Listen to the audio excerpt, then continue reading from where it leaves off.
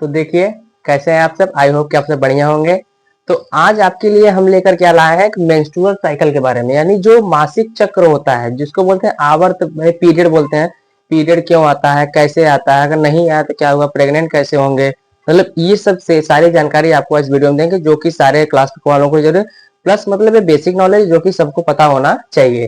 ठीक है, देखिए सबसे पहले समझिए मेंस्ट्रुअल साइकिल को सार करने बोलते हैं एमसी। क्या बोलते हैं, एमसी। तो मेंस्ट्रुअल साइकिल होता क्या है, जब कोई, देखिए ये पहली बात कि लड़की में होता है, इतना इतना बेसिक से बता रहे हैं। किसमें होता है, लड़कियों में होता है, लड़कों में नहीं होता है। लड़कों क्यों नहीं, क्योंकि लड़कों में यूट्रस नहीं होता है, यानी जो बच्चेदानी होता है वो किसमें होता है, फीमेल में होता है। इसलिए साइकिल किसमें होता है, महिलाओं में होता है। साइकिल मतलब वही जो पीरियड का आना होता है, 3 से 5 दिन का जो समय होता है। देखिए मेंस्ट्रुअल साइकिल क्या होता है कि जब कोई लड़की एक अपने समय यानी 12-13 साल की अवस्था में हो जाती है, तो उसमें उसके रिप्रोडक्टिव सिस्टम में कुछ चेंजेस आते हैं। उस चेंजेस को क्या बोलते हैं, मेंस्ट्रुअल साइकिल। ठीक है, क्या होता है, menstrual cycle is a series of cyclical changes that occur in the reproductive system of female primate. Female primate मतलब किसमें किसमें मेंस्ट्रुअल साइकिल होता है, मंकीज में हो गया, एप्स में हो गया और ह्यूमन में हो गया। हम लोग किसमें देखेंगे, ह्यूमन के बारे में, जो लेडीज फीमेल होती है उसके बारे में देखेंगे। सबसे पहले देखिए, ये जो साइकिल होता है 28 या 29 दिन होता है, किसी किसी में 30-32 दिन का भी होता है। क्लियर हुआ। ये साइकिल कितने दिन का होता है, 28 से 29। नॉर्मली एवरेज समय कितना लिया गया है, 28-29 दिन का ये पूरा रिपीटेड समय होता है, यानी लगभग मान के चलिए 1 महीने में ये होता है। इसमें होता क्या है, ये आपका स्टार्ट होता है प्यूबर्टी के समय। किसमें स्टार्ट होता है, प्यूबर्टी के समय। प्यूबर्टी मतलब वही लड़की जब 12-13 साल की हो जाती है, उस समय जब पहला मेंस्ट्रुएशन होता है, यानी जब पहला टाइम, यानी मान लीजिए जब पहली पीरियड स्टार्ट होती है सबसे पहले पूरे लाइफ जिंदगी को, उसको क्या बोलते हैं, मिनार्ची। क्या बोलते हैं, मिनार्ची। और वही परमानेंट स्टॉपेज जब पीरियड हमेशा खातिर खत्म हो जाए उसको बोलते हैं किसमें, मीनोपाज। मीनार्च किस एज में होता है, अप्रॉक्स 12 से 13 साल के शुरुआती एज में। और मीनोपाज क्या होता है, approx at the age of at 45 to 50 के एज तक, यानी 45 से 50 ईयर तक आपका क्या होता है, ये क्या होता है, मीनोपाज होता है। किसी किसी में 45, किसी किसी 46 से लेकर 50 तक, किसी भी एज में क्या होता है, मीनोपाज। मीनोपाज मतलब आपका पीरियड क्या हुआ, रुक गया, मेंस्ट्रुअल साइकिल क्या हुआ, रुक गया। अब देखिए, अब कोई लड़की है, अगर वो अपने माँ के पेट में, कोई बच्ची है वो अपने माँ के पेट में, तभी वो जब उसके एम्ब्रियोनिक स्टेज में है, यानी भी बाहर नहीं आई, एम्ब्रियोनिक स्टेज में, अभी उसके मतलब गर्भ में ही है, तो उसी समय उस बच्ची का oogenesis स्टार्ट होता है ना। उसके अंदर ओवरी का जो ओवरी होता है, उस ओवरी के अंदर जो ओवा बनते हैं, जो फीमेल गैमेट होते हैं, बनना स्टार्ट हो जाते हैं। तो वही कहा, उस प्रोसेस को बोलते हैं oogenesis। oogenesis क्या होता है, बिगिंस ड्यूरिंग एम्ब्रियोनिक डेवलपमेंट। जब बच्ची पल रही होती है पेट में, तभी उसके अंदर ओवा बनने की फॉर्मेशन शुरू हो जाती है। जबकि मेल में क्या होता है, मेल में at the time of puberty, जब कहते हैं उसको प्यूबर्टी समय आ जाता है, 12-13 साल हो जाते हैं, तब उसके अंदर स्पर्म बनने की प्रोसेस चालू होती है। लेकिन फीमेल में क्या होती है, जब पेट में होती है तभी वो जेनेसिस बनना चालू हो जाती है। अब वो जब वो जेनेसिस बनती है तो वो प्राइमरी वो साइड से आके स्टॉप हो जाती है। यानी जैसे समझिए कि आपका फीमेल हो गया, क्या हो गया, फीमेल हो गई, यानी इस फीमेल में जो आपका ओवरी हो गया, क्या हो गया, ओवरी हो गया। इस ओवरी में ओवा बनने चालू हो गए, ओवा बनने चालू हो गए, वही ओवा में जो फीमेल गैमेट होते हैं बनना चालू हो गए। अब इस फीमेल गैमेट जैसे से मेच्योर होती है तो ये एक एक स्ट्रक्चर से घिरे होते हैं। यानी जैसे मान लीजिए आपके पास ये पूरा क्या है, ओवरी है, ओवरी से ओवम निकला। अब इस ओवा क्या करेगा, एक स्ट्रक्चर से घिरा, इस स्ट्रक्चर को बोलते हैं क्या, क्या बोलते हैं, प्राइमरी फॉलिकल बोलते हैं। क्या बोलते हैं, इस स्ट्रक्चर यानी जो आपका ओवर रहता है किसी स्ट्रक्चर घिरा रहता है, उस स्ट्रक्चर बोलते हैं ओवरियन फॉलिकल। क्या बोलेंगे, ओवरियन फॉलिकल, यानी ओवरी एक फॉलिकल से घिरा होता है, उस फॉलिकल को बोलते हैं ओवरियन फॉलिकल। क्लियर हुआ। अब ओवरियन फॉलिकल क्या होता है, उससे घिरा होता है। अब जैसे जैसे मेच्योर होता है, जब बच्ची पेट से बाहर आती है, जब पेट के अंदर ही है, जब पेट के अंदर ये डिलीवरी का टाइम नजदीक आ गया है, तो उस समय जो बच्ची पेट में है उसका स्टेज जो भी आपका ओवम बनता है, वो कहाँ आके अरेस्ट हो जाता है, प्राइमरी उस साइड पे आके अरेस्ट हो जाता है। देखिए क्या लिखा गया है, oogenesis begins during embryonic development, यानी जब बच्ची पेट में आती है तभी उसकी oogenesis प्रोसेस स्टार्ट हो जाती है। और वो arrested eight primary oocyte stage, यानी वो जाके जो भी आपका ओवा है, ओवा को ही, जो भी आपका ओवा है, जो भी आपका फीमेल गैमेट है, वो प्राइमरी फॉलिकल यानी ओवरियन फॉलिकल से घिरी हुई है, जिसको बोला गया प्राइमरी oocyte, और वो जाके प्राइमरी oocyte पे आपका रुक जाती है। प्राइमरी oocyte में डेवलपमेंट नहीं होती है, कब नहीं होती है, जब तक वो पेट के अंदर है। क्लियर हुआ। जब पेट के बाहर आती है तो क्या होता है, at the time of birth, जब उसका जन्म होता है तो जो प्राइमरी फॉलिकल होते हैं पेट के अंदर होते हैं बच्ची के, वो जो ओवरी के अंदर होते हैं कितने बचते हैं, 2 मिलियन प्राइमरी फॉलिकल इन ओवरीज। ओवरी में क्या होता है, 2 मिलियन प्राइमरी फॉलिकल बचे रहते हैं, ठीक है। लेकिन जैसे ही बर्थ के बाद जब प्यूबर्टी आती है फीमेल की, जब उसकी अब एज होती है 12-13 साल की, जब उसकी पीरियड स्टार्ट होने वाली होती है, तब उस समय 60,000 से 80,000 प्राइमरी फॉलिकल एक ओवरी में बचती है। दो ओवरी होती है, एक लेफ्ट साइड एक राइट साइड, एक लेफ्ट साइड एक राइट साइड ओवरी होती है। एक ओवरी में 60 से 80,000 प्राइमरी फॉलिकल बचे रहते हैं। क्लियर हुआ, क्या होता है, प्राइमरी फॉलिकल बचे रहते हैं। अब देखिए मेंस्ट्रुअल साइकिल जो होता है उसमें 3 स्टेज होते हैं। कितने स्टेज होते हैं, 3 स्टेज। कौन कौन से, पहला स्टेज आपका होता है मेंस्ट्रुअल फेज, दूसरा होता है फॉलिकुलर फेज, और तीसरा क्या होता है, ल्यूटियल फेज। क्लियर हुआ। अब देखिए मेंस्ट्रुअल फेज क्या होता है, वही जो बोलते हैं पीरियड आ गया है। देखिए अब हम लोग कहाँ पहुंच गए भैया, लड़की पहले पेट में थी, उसके बाद बाहर आई, जन्म हुआ, फिर प्यूबर्टी के स्टेज है, प्यूबर्टी में 12-13 साल हो गए। जब 12-13 साल हो गए तो उस समय एज उसकी कितना है भैया, 12-13 साल में जब पहली उसकी पीरियड आती है उसको बोलते हैं मिनार्ची। क्या बोलते हैं, मिनार्ची बोलते हैं। और पहली पीरियड को क्या बोलेंगे, मेंस्ट्रुअल फेज बोलते हैं। वो कितने दिन तक रहता है, अप्रॉक्स वो रहता है 3 to 5 डेज का रहता है। कितना दिन का होता है, 3 से 5 दिन का रहता है, उसे क्या बोलते हैं, मेंस्ट्रुअल फेज। अब जैसे पीरियड खत्म होता है, जैसे पीरियड अभी बताते हैं पीरियड कैसे होता है, उसमें दर्द क्या होता है सब बताएंगे। जैसे 3 से 5 दिन का समय बीतता है उसको बोलते हैं मेंस्ट्रुअल फेज। अगला क्या होता है, फॉलिकुलर फेज। अब फॉलिकुलर फेज का जो उसको बोलते हैं प्रोलिफरेटिव फेज, उसका 2 नाम होता है, चाहे फॉलिकुलर फेज बोलिए चाहे प्रोलिफरेटिव फेज बोलिए। ये आपका समय होता है लगभग 8 से 9 दिन, किसी किसी में 10 दिन का समय होता है। ये पूरा प्रोसेस होता है। उसके बाद ल्यूटियल फेज आता है। ल्यूटियल फेज कितना समय का होता है, उसके बीच में आता है ओव्यूलेटरी फेज। क्या था, ओव्यूलेटरी यानी जिसमें ओव्यूलेशन होता है। अब समझिए जब आपका 3 से 5 दिन का मेंस्ट्रुअल फेज आपका हो गया, मान के चलिए किसी बच्ची को, किसी लड़की को क्या होगा, 1 अगस्त को, यार ऐसे समझिए, इसको डस्ट कर रहे इधर का, किसी बच्ची को मान के चलिए 1 अगस्त को, 1 अगस्त को क्या हुआ, 1 अगस्त को क्या हुआ, किसी बच्ची को क्या हुआ, 1 अगस्त को पीरियड आया। अब 1 अगस्त से लेके लगभग 5 अगस्त तक क्या हुआ, उसका पीरियड चला। कितने अगस्त तक चला, 5 अगस्त तक क्या चला, पीरियड चला। अब 5 अगस्त के बाद जब 6 अगस्त आया, 6 अगस्त से लेके 13 अगस्त तक, कहां से लेके 6 अगस्त से लेके 13 अगस्त तक उसका कौन सा फेज चला, फॉलिकुलर फेज चला।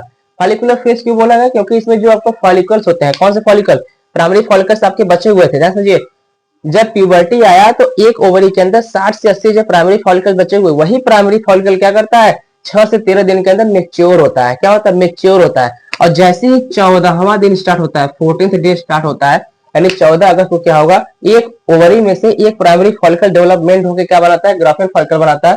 वो आपके क्या करेगा, बाहर आएगा, ओवरी से क्या आएगा, बाहर आएगा। अब समझिए फॉलिकुलर फेज क्या होता है, पॉलीप्रोटिव फेज। देखिए सबसे पहले मैसेज आपको जो हाइपोथैलेमस होता है, हाइपोथैलेमस रिलीज करता है गोनाडोट्रोपिन रिलीजिंग हार्मोन। क्या, गोनाडोट्रोपिन रिलीजिंग हार्मोन रिलीज करेगा। वो हार्मोन क्या करेगा, एक्ट करेगा आपके पिट्यूटरी ग्लैंड पे, यानी इसको मास्टर क्या बोलेंगे, पिट्यूटरी ग्लैंड पे क्या करेगा, एक्ट करेगा। और पिट्यूटरी ग्लैंड क्या करेगा, रिलीज करेगा एलएच और एफएच यानी ल्यूटेनाइजिंग हार्मोन और follicular stimulating hormone, 2 hormone release करेगा। अब ये हार्मोन क्या करेगा, जाके ओवरियन फॉलिकल पे एक्ट करेगा। ओवरियन फॉलिकल क्या भाई, वही फॉलिकल जो ओवरी के समय बचे हुए थे। ओवरी में क्या हुआ था, 60 जो फॉलिकल बचे, उसी फॉलिकल को क्या बोला गया, ओवरियन फॉलिकल। अब ये ओवरियन फॉलिकल क्या रहेगा, आपका प्राइमरी ओवरियन फॉलिकल रहेगा, उसके बाद सेकेंडरी में, उसके बाद टर्सरी में। अब टर्सरी यानी जैसे जैसे आगे बढ़कर मतलब छोटा है, बड़ा है, बड़ा है, बड़ा है, धीरे धीरे मेच्योर करेगा। जब धीरे धीरे मेच्योर हो रहा है, बड़ा हो रहा है, और लास्ट में क्या बन जाएगा, ग्राफियन फॉलिकल। वही प्राइमरी फॉलिकल ही ग्राफियन फॉलिकल बदलता है। ग्राफियन फॉलिकल कोई अलग नहीं है, बस वही बड़ा हो जाता है, मेच्योर हो जाता है, अच्छी तरीके से अच्छा हो जाता है। अब ग्राफियन फॉलिकल क्या करता है, रिलीज करता है एक हार्मोन जिसका नाम होता है एस्ट्रोजन हार्मोन। अब एस्ट्रोजन हार्मोन करता क्या है, आप समझिए, यहाँ पे खेल है, यहाँ पे क्या है, खेल है, यानी समझने वाली बात है। देखिए अब जैसे कोई फीमेल मान लीजिए यहाँ पे है, कोई फीमेल यहाँ, अब वो फीमेल क्या करती है भैया, अब देखिए ये मान लीजिए फीमेल का पूरा रिप्रोडक्टिव पार्ट है, समझिए फीमेल का क्या रिप्रोडक्टिव पार्ट है। इस फीमेल के रिप्रोडक्टिव पार्ट में मान लीजिए यहाँ पे आपका ओवरी लगा हुआ है दोनों साइड, क्योंकि एक लेफ्ट एक राइट ओवरी होते हैं, नॉर्मली रफ डायग्राम आपको बनाया है। अब देखिए क्या करता है, अब यहाँ से मान लीजिए आपका पास क्या हुआ, ये इसको बोलते हैं यूटरस। क्या बोलते हैं इसको, यूटरस। क्या बोलेंगे इसको, यूटरस बोलेंगे। और यूटरस में 3 लाइनिंग होते हैं, 3 लेयर होते हैं, एक होता है पेरीमेट्रियम, एक होता है मायोमेट्रियम, एक होता है एंड्रोमेट्रियम। सबसे बाहरी वाले लेयर को बोलते हैं पेरीमेट्रियम, बीच वाले को बोलते हैं मायोमेट्रियम, और लास्ट वाले को बोलते हैं क्या, एंडोमेट्रियम। जो एंडोमेट्रियम लेयर होती है पीरियड के समय जब मेंस्ट्रुअल फेज स्टार्ट होता है, पीरियड के समय वही एंडोमेट्रियल लाइनिंग क्या होता है, झड़ जाती है, वही टूटने लगती है। वो उसके साथ साथ इसके बगल में जो भी ब्लड वेसल जिसमें ब्लड बहते हैं, वो ब्लड वाला लाइनिंग, जो ब्लड वाली लेयर होती है वो, प्लस यूट्रस यानी बच्चेदानी की जो गर्भाशय की जो लास्ट वाली लाइनिंग होती है अंदर वाली, वो दोनों के साथ में टूटने लगते हैं। क्या होता है, टूटने लगते हैं, टूट के झड़ के ब्लड के साथ इस वेजाइना को थोड़ा क्या कहते हैं, बाहर आता है, जिसको बोलते हैं ब्लीडिंग हो रही है। क्या बोलते हैं, ब्लीडिंग। और इसी ब्लीडिंग को क्या बोला गया, मेंस्ट्रुअल फेज यानी मेंस्ट्रुएशन बोलते हैं। क्या बोलते हैं, तो ये पीरियड आपका आ गया है। ठीक है, अब देखिए एस्ट्रोजन रिलीज हुआ। एस्ट्रोजन का काम क्या होता है भैया, एस्ट्रोजन का काम होता है एंडोमेट्रियम को रीजनरेट करना। जब पूरी झड़ गई है, पूरी पीरियड क्या हुई, झड़ गई है भैया, फिर उसको बनने की प्रोसेस को भी क्या कौन संभालेगा, एस्ट्रोजन हार्मोन क्या करता है, संभालता है। आगे क्या होता है, एस्ट्रोजन करता क्या है, जब एस्ट्रोजन बहुत ज्यादा रिलीज हो रहा है, एस्ट्रोजन क्या हो रहा है, बहुत ज्यादा रिलीज होगा, इतना ज्यादा मात्रा रिलीज होता है ताकि उसकी एंडोमेट्रियल लाइनिंग जो झड़ गई है फिर से बननी स्टार्ट हो जाएगी, फिर से बननी स्टार्ट हो जाएगी। अब देखिए यहाँ से आपका क्या बोले, ओव्यूलेशन, यानी जैसे ही आपका ग्राफियन फॉलिकल, देखिए क्या हुआ, ग्राफियन फॉलिकल हुआ। अब ग्राफियन फॉलिकल में जो भी प्राइमरी फॉलिकल है वो क्या होता है, प्राइमरी ऊसाइड क्या हुआ, कहा गया, प्राइमरी ऊसाइड स्टेज पे आके अटैक हुआ था। प्राइमरी ऊसाइड से सेकेंडरी ऊसाइड बनता है। क्या होता है, सेकेंडरी ऊसाइड। अब जब ओव्यूलेशन होता है, ओव्यूलेशन यानी जब यहाँ तक ग्राफियन फॉलिकल डेवलपमेंट हो गया है, एस्ट्रोजन रिलीज हो गया है, यहाँ से सेकेंडरी ऊसाइड बाहर आता है, ओवरी से सेकेंडरी ऊसाइड क्या होता है, बाहर आता है। जब सेकेंडरी ऊसाइड बाहर आएगा, वो सेकेंडरी ऊसाइड यहाँ से क्या करेगा, ओवरी से बाहर आके यहाँ चले जाएगा, इसको बोलते हैं फैलोपियन ट्यूब। अब यहाँ फैलोपियन ट्यूब में सेकेंडरी ऊसाइड आके इंतजार करेगा। क्या करेगा, सेकेंडरी ऊसाइड इंतजार करेगा। जब इंतजार किसका इंतजार करता है भैया, किसका इंतजार करता है, स्पर्म का। स्पर्म आएंगे, इसके साथ मिलेंगे तो जाके फर्टिलाइजेशन में जिसके प्रेगनेंसी होने की संभावना होती है। भैया मिल जाए, फर्टिलाइजेशन हो जाएगा, बेबी बनना चालू हो जाएगा। लेकिन हमको प्रेगनेंसी भी नहीं कराना है, तो अगर प्रेगनेंसी हो जाएगी तो पीरियड रुक जाएगा, प्रेगनेंसी हो जाएगी तो पीरियड रुक जाएगा। क्यों रुक जाएगा, क्योंकि जब रुक जाएंगे तो यहाँ पे इसके बच्चा पलना चालू हो जाएगा, तो ये भी लाइनिंग के झड़ना बंद हो जाएंगे। इसलिए हमको प्रेगनेंसी कराना है नहीं भैया, हमको कराना क्या, हमको कराना है इसलिए यहाँ तक आके ये चीज रुक जाए। तो हमको अब यहाँ पे स्पर्म जाएगा नहीं, क्योंकि स्पर्म को डालना है नहीं। जिस स्पर्म नहीं जाएगा भैया, ये सेकेंडरी ऊसाइड क्या करेगा, बाहर आके यहाँ हो जाएगा। और जब सेकेंडरी ऊसाइड बाहर आएगा तो बचे हुए पार्ट को बोलते हैं कार्पस ल्यूटियम। क्या बोलेंगे, कार्पस ल्यूटियम। अब देखिए कार्पस ल्यूटियम क्या करता है, एलएच सर, जब ओव्यूलेशन होता है, सेकेंडरी ऊसाइड बाहर आता है, सेकेंडरी ऊसाइड 14वें दिन पे क्या होता है भैया, ओव्यूलेशन होता है, सेकेंडरी ऊसाइड बाहर आ जाता है। तो उस समय जो एलएच का लाइनिंग, एलएच का जो पावरफुल होता है बहुत ज्यादा हाई हो जाता है। एलएच क्या होता है, बहुत ज्यादा। यहाँ से जब एस्ट्रोजन रिलीज होता है तो एस्ट्रोजन करता है क्या, एंडोमेट्रियम की लाइनिंग क्या करता है, रिजेनरेट, जिससे एंडोमेट्रियम क्या हो, फिर से बन जाए। और एक्सट्रोजन एक्ट करता है पिट्यूटरी ग्लैंड पे। एस्ट्रोजन फिर जाके मैसेज देगा पिट्यूटरी ग्लैंड पे, बोलेगा भैया जब हम रिलीज हो रहे हैं तो आप क्या करिए, एलएच और एफएस को रोक दीजिए। एस्ट्रोजन कहता है कि पिट्यूटरी बहन आप एलएच और एफएस को रोक दो, क्योंकि हमारे आगे कोई नहीं टिक पाएगा। तो उस समय क्या होता है, एस्ट्रोजन रिलीज होता है ताकि एलएच और एफएस रुक जाए। एलएच एफएस रुक जाते हैं तो उस समय 14वें दिन पे एलएच की सर्ज क्या होती है, बहुत ज्यादा होती है, जिसको बोलते हैं ओव्यूलेशन। और ओव्यूलेशन में होता है क्या, ग्राफियन फॉलिकल क्या होता है, फट जाते हैं। जब ग्राफियन फॉलिकल फटेगा तो सेकेंडरी ऊसाइड बाहर आएगा, तो फटे हुए पार्ट को, बचे हुए पार्ट को क्या बोलते हैं, रिमेनिंग पार्ट को बोलते हैं कॉर्पस ल्यूटियम। और कॉर्पस ल्यूटियम क्या रिलीज करता है, प्रोजेस्टेरॉन और एस्ट्रोजन हार्मोन रिलीज करते हैं।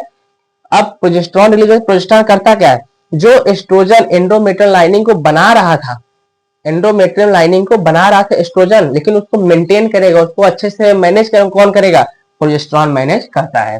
क्लियर हुआ। अब फिर से क्या करेगा, तब प्रोजेस्टेरॉन क्या करता है, एस्ट्रोजन मिलकर करेगा, डिक्रीज होता है आफ्टर एंडोमेट्रियम ब्रेक।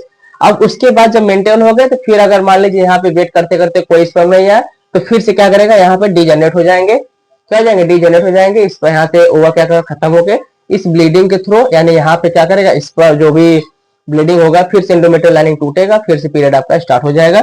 वही कहा गया है, progesterone and estrogen decrease then after endometrium breaks menstruation occurs new. अगला मेंस्ट्रुएशन आपका चालू हो जाएगा। ध्यान समझिए। देखिए अब चार्ट पर समझिए, इसको आप लोग नोट करना है तो नोट कर लीजिए, अगर कहीं नोट करना हो तो। देखिए सबसे पहले पीरियड क्यों आता है, देखिए कि कोई लड़की है, कोई फीमेल लड़की है, उसका एज कितना है, 12-13 साल की एज है। शॉर्ट में समझिए डायरेक्ट, 12-13 साल एज है, उसमें उसका पहला पीरियड स्टार्ट हुआ। सबसे पहले पीरियड स्टार्ट होने को बोलते हैं मिनार्ची। क्या बोलते हैं, मिनार्ची। जब पीरियड 45 से 50 की एज आ जाएगी किसी महिला की, तो उसमें पीरियड क्या होता है, बंद होता है, परमानेंट उसका पीरियड नहीं आता है। अब पीरियड में दर्द क्यों होता है, सबसे पहली चीज भैया, जो आपका यूट्रस होता है, किसी फीमेल की जो यूट्रस होती है, बच्चेदानी होते हैं, गर्भाशय होती है, उसमें क्या होता है, 3 लाइनिंग होते हैं। तीन लाइनिंग में सबसे अंदर वाली लाइनिंग को बोलते हैं एंडोमेट्रियम। उस एंडोमेट्रियल लाइनिंग क्या होती है, अपने बगल वाले ब्लड वेसल जिससे ब्लड बहती है उसके साथ प्लस एंडोमेट्रियल लाइनिंग। जब आपको कहीं अगर थोड़ी सी चोट लग जाए तो ये बहुत पेन होता है, मतलब बर्दाश्त के बाहर पेन होता है। अब बताओ वहां पे पूरी ब्लड की लाइनिंग टूट रही है, भैया सोच अंदाजा लगाओ कि इसमें कितना पेन होता होगा। तो वही कहा गया है कि पीरियड के समय पेन होना नॉर्मल है। ये पेन तो होगा ही, क्योंकि जब पूरी लाइनिंग गिर रही है, पूरी लाइनिंग टूट रही है तो पेन होगा। वो पेन अंदाजा लगाना भाई बहुत मुश्किल है। अंदाजा लगा लो ऐसे, नॉर्मली अंदाजा लगाओ कि अगर आपको थोड़ा सा पिन कोई चुभ दे, भैया दर्द होता है। तो उसमें पूरी लाइनिंग, पूरी ब्लड की लाइनिंग जिसमें ब्लड बह रहा है, पूरी नस पूरी फट जाती है, टूट के बाहर आती है वजाइना के थ्रू। तो उस समय क्या होता होगा, कितना ज्यादा पेन होता होगा। तो ये पेन भैया गॉड क्या बताए।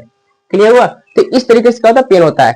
अब वहां से क्या होता है, कुछ हार्मोन रिलीज होते हैं। कुछ हार्मोन क्या है, हार्मोन का नाम एस्ट्रोजन। एस्ट्रोजन क्या करता है, उस एंडोमेट्रियल लाइनिंग जो टूट रही है, अगर आपका प्रेगनेंसी नहीं हुआ तो उस समय क्या हुआ, स्टार्ट हो गई, फिर से एंडोमेट्रियल लाइनिंग बनेगी। तो इस वजह से आपका क्या होता है, मेंस्ट्रुएशन होता है, जिसको मेंस्ट्रुअल साइकिल बोलते हैं। पीरियड आपका इस तरीके से आता है। अब देखिए प्रेगनेंसी की चांस कब होती है। प्रेगनेंसी की चांस होती है, देखिए प्रेगनेंसी होती कैसी है, जब ओवम और मेल से निकला हुआ स्पर्म जब दोनों मिलेंगे तभी वहां से फर्टिलाइजेशन होगा। फीमेल से निकला हुआ ओवम और मेल से आया हुआ स्पर्म दोनों मिलेंगे, दोनों मिलने के बाद ही जब मिलेंगे भैया कहाँ मिलते हैं, फाइलोपियन ट्यूब में, जिसको बोलते हैं ओविक डक्ट। फाइलोपियन ट्यूब में मिलेंगे, वहां पे मिलते हैं एम्पुला स्तमिक जंक्शन में मिलेंगे। तो वहां पे क्या होगा, आपका फर्टिलाइजेशन होगा, जिसके बेबी का फॉर्मेशन होगा। ये प्रोसेस जो होता है फर्टिलाइजेशन का भैया किस दिन पे ज्यादा होता है। देखिए जिस दिन आपका पीरियड स्टार्ट हो जाए, 5 दिन जो पीरियड पूरा खत्म हो जाए, उसके अगले 4 दिन के बाद, यानी मान के चलिए जब पीरियड आपका 1 अगस्त को स्टार्ट हुआ है, 1 अगस्त को मान लीजिए आपका पीरियड स्टार्ट हुआ है, आप कोशिश करिए 12 अगस्त से लेके, यानी 13 अगस्त से लेके आप 18 अगस्त के बीच में अगर आप फर्टिलाइजेशन क्वाइटस करते हैं, सेक्स करते हैं, भैया आपका समझिए क्या होगा, फर्टिलाइजेशन का चांसेस है, जिसके बेबी का फॉर्मेशन होगा। कई लोगों को नॉलेज नहीं पता, जैसे सब लोग, कई लोग बोलते हैं इसको बच्चा नहीं हो रहा, बच्चा नहीं, भाई बच्चा क्यों नहीं हो रहा, क्योंकि उनको सही डायरेक्शन नहीं पता है कि हमको किस दिन पे सेक्स करना चाहिए। यही आपका देखिए सही नॉलेज है, आपको पता होना चाहिए, जरूरी नहीं है। अब मान लीजिए कि आप ओव्यूलेशन के समय, क्योंकि ओव्यूलेशन 14वें दिन पे अगर हो रहा है, 14-15, किसी में 15 दिन का, किसी में 14 दिन, किसी में 13 दिन का होता है भैया, किसी में इरेगुलर, किसी में रेगुलर होता है, उस समय क्या होता है, आपको अनप्रोटेक्टेड सेक्स से बचना होता है।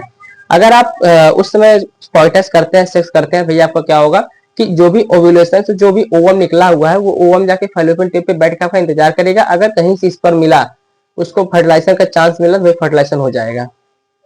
क्लियर हुआ। इस तरीके से आपका फर्टिलाइजेशन का समय होता है, तभी आपका बच्चा पैदा होगा, आपका बेबी फॉर्मेशन होगा। इस तरीके से आपका क्या होगा, पीरियड का पूरी जानकारी, मेंस्ट्रुअल साइकिल पूरी जानकारी हो गई। याद रखिए मेंस्ट्रुअल साइकिल आपका 3 फेज होते हैं, मेंस्ट्रुअल फेज होते हैं, ओव्यूलेट प्रोलिफरेटिव यानी फॉलिकुलर फेज होता है, फिर लास्ट में ल्यूटेल फेज है। ल्यूटेल फेज में क्या होता है भैया, ल्यूटेल फेज में क्या होता है, वही जो भी एंडोमेट्रियम जो प्रोजेस्टेरोन की लाइनिंग होती है फिर से बनना स्टार्ट होती है। ये आपका हो गया मेंस्ट्रुअल साइकिल के बारे में पूरी एमसी के बारे में जानकारी। पीरियड क्यों होते हैं, कैसे होते हैं, उसमें दर्द क्यों होता है, बच्चे प्रेगनेंसी कब होती है, कब तक, सबको बता दिए हैं। आप इसको नोट कर लीजिए। आई होप कि आपको समझ में आ गया होगा। अब देखिए नेक्स्ट वीडियो आपको क्या लेता है, कम समय आपको ज्यादा जानकारी देंगे। कम समय में आपको ज्यादा जानकारी देने की हमारी पूरी कोशिश रहेगी। आप तो बस पढ़ाई करते रहिए। All the very best. मिलते हैं नेक्स्ट लेक्चर में। Bye bye.